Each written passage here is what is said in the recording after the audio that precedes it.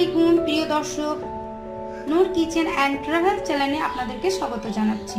আজ আমি কাঁচা আমের জেলি রেসিপি নিয়ে এসেছি। এই কাঁচা আমের জেলি কিভাবে তৈরি করতে হয় সেটি করে দেখাবো। তা আমি এখানে 3টে বড় সাইজের কাঁচা আম নিয়ে নিয়েছি। আমগুলোকে প্রথমে ছিলে নেব। এভাবে একটা পিলারের সাহায্যে ছিলে নিচ্ছি।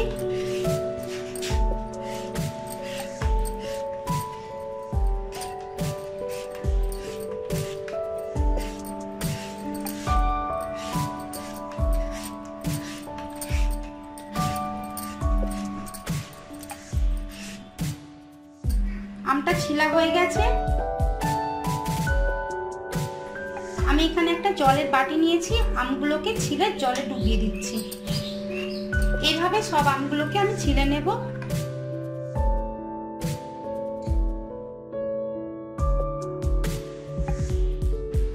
আমগুলো এবার ভালো করে ধুয়ে নেব।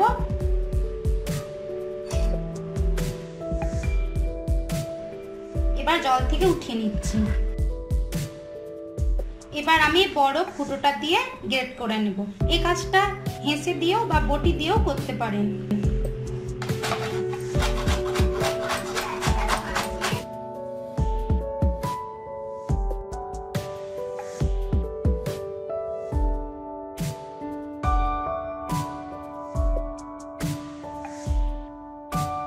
একটা গ্রেট করা হয়ে গেছে, এবার আটিটাকে ফেলে দেব। এভাবে সবগুলো আমি করে নেব।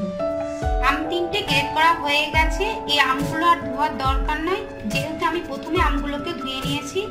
এবার আমি একটা গ্যাসে কড়াই বসিয়ে দিয়েছি। এবার গ্রেট করা আমগুলো দিয়ে দিচ্ছি।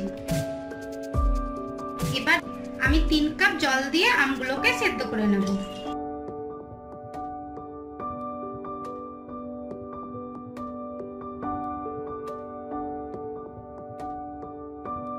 দিয়ে দেবো 1 চামচা লবণ। লবণ দিয়ে একটু মিক্স করে নিচ্ছি। ঢাকনা দিয়ে আমগুলো 10 মিনিট আমি সেদ্ধ করে নেব। মিডিলে ঢাকনা উঠিয়ে আমগুলোকে 1-2 বার নেড়ে দেব।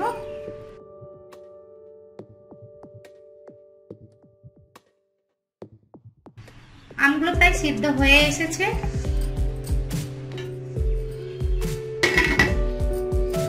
দশ মিনিট হয়ে গেছে। আমি এবার গ্যাসটাকে অফ করে দেব।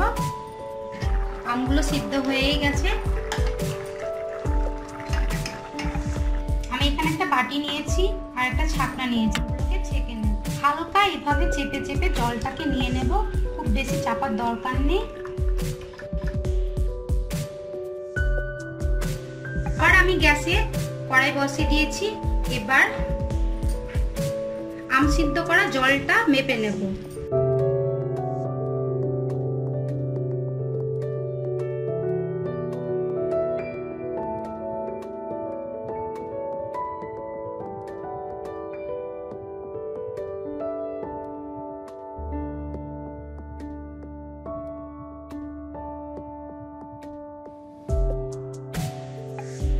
আম সেদ্ধ করা জলটা 2 কাপ হয়েছে। এবার দিয়ে দেব চিনি। আমি যেই কাপে আম সেদ্ধ জলটা মেপেছি সেই কাপে চিনি দেব। যতটা জল হয়েছে ততটাই চিনি লাগবে, তার কম দেওয়া যাবে না। আমি দিয়ে দিচ্ছি 2 কাপ চিনি। আমি 2 কাপ চিনি দিয়ে দিলাম। এবার দিয়ে দেব ফুড কালার। এটা একেবারে অপশনাল, আমি শুধু কালারের জন্য দিচ্ছি, আপনারা চাইলে নাও দিতে পারেন। এবার আমি সব উপকরণ মিক্স করে নিচ্ছি। আঁচটা থাকবে একদম হাই আছে। আমি এটাকে রান্না করে নেব। অনবর এভাবে নাড়তে হবে। সাইডে যে ফেনার মতন জমে আছে একটা চামচার সাহায্যে উঠিয়ে ফেলে দিতে হবে।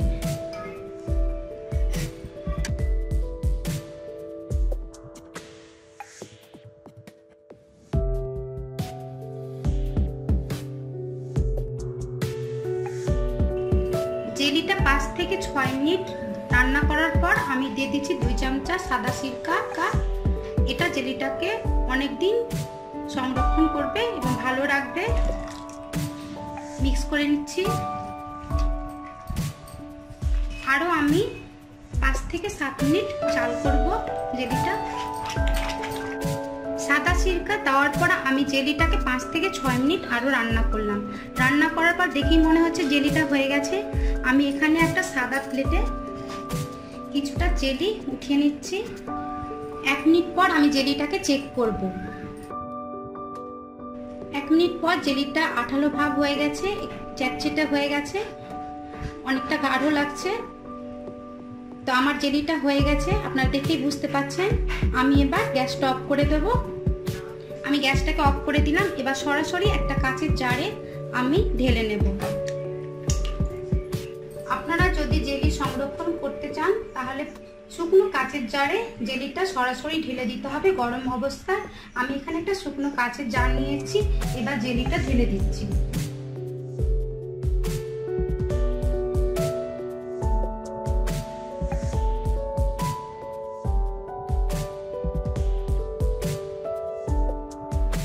জেলিটা আমি ঢেলে নিয়েছি।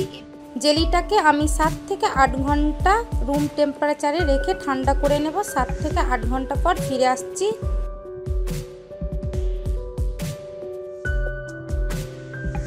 8 ঘন্টা পর ফিরে এলাম। দেখতেই পাচ্ছেন জেলিটা খুব সুন্দরভাবে জমে গেছে, পারফেক্ট হয়েছে। আমার এই রেসিপিটি যদি ভালো লেগে থাকে প্লিজ সাবস্ক্রাইব করবেন এবং পাশের বেল আইকনে ক্লিক করবেন আরও নতুন নতুন রেসিপির আপডেট পেতে। বন্ধু এবং ফ্যামিলিদের মধ্যে শেয়ার করবেন।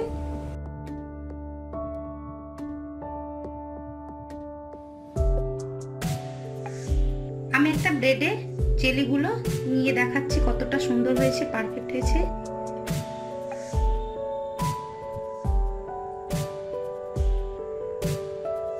দেখতেই পাচ্ছেন কতটা সুন্দর হয়েছে, দেখে ইয়ামি ইয়ামি লাগছে।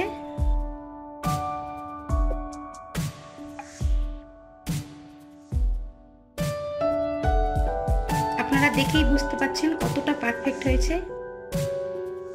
আজ তাহলে এখানে বিদায় নিই, আবারও দেখা হবে অন্য কোনো রেসিপি নিয়ে।